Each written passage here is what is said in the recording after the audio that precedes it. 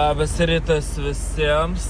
Nu ką, ekstremalus šaltis, -25, jutiminė 30. Važiuoju dabar prie Žaliųjų ežerų patikrinti, kaip ruoniai maudosi eketėj. O gal ta eketė užšalusi?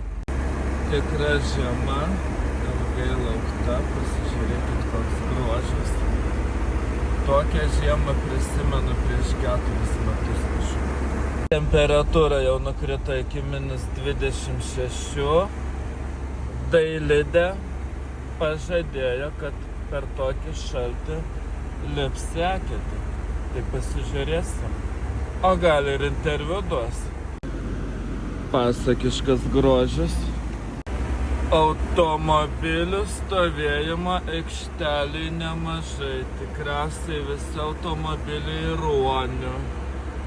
Pasižiūrėkit, kiek ekstremalus susirinka, bet eketė gal dar užšalusi.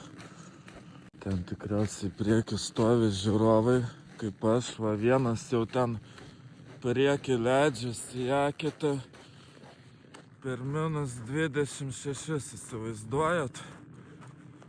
Tokių sveikuolių Lietuvoje yra. Nežinau, ar čia sveika ar nesveika, gal galėtų daktarai pakomentuoti.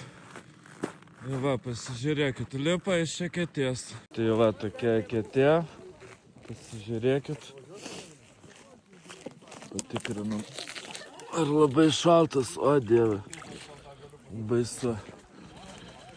Nelipčiau dabar į tokį eketę, net jei kas nors pasiūlytų 500 eurų.